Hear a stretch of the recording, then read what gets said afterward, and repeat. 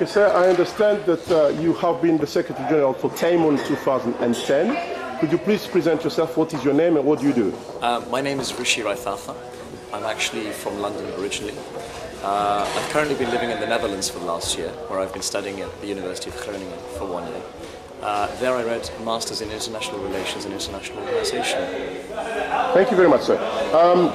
I understand in a couple of hours we are going to have the closing ceremony for Teimun 2010. Sure.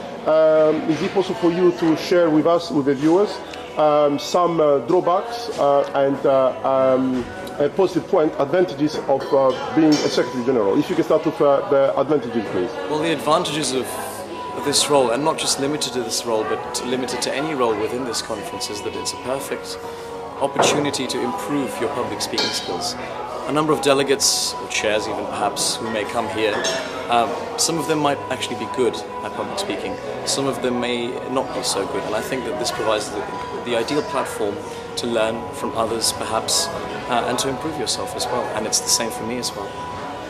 Thank you. Some of the other advantages I would say would be that it's a great place to network. I've been coming to Teimun for the last 4 years, this is my 4th conference now, and I've met some wonderful people. And at the same time, within my role as a Secretary General, I've had the opportunity to manage people, which is a very tedious thing, especially over email. Okay, what about setbacks or drawbacks? It's very hard to say, because this is a role that I wanted for quite a long time. From the very first moment I stepped here as a delegate, I knew that I would want this role someday.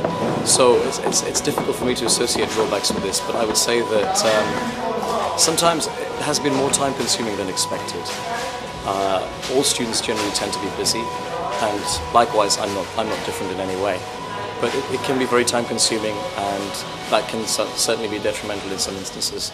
And I think one more drawback would be people's expectations. We generally tend to have a set of expectations from people. Sometimes you may not get them, and that can definitely be disappointing.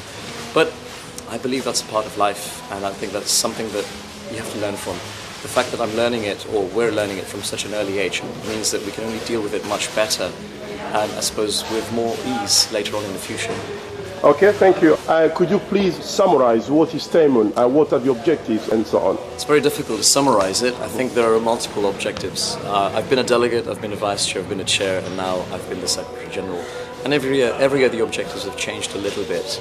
As a delegate, my objective was to learn about Model United Nations, because it was here where I first attended Model United Nations as my very first conference. So I really wanted to learn as much as I could, and later on as the conference went along, I really wanted to make friends and enjoy myself and have a good time as well, to learn about what the United Nations perhaps could or could not be like. And, as a chair and as a vice chair, the idea was to show impartiality and the ability, I suppose, to moderate and motivate delegates, which is quite important.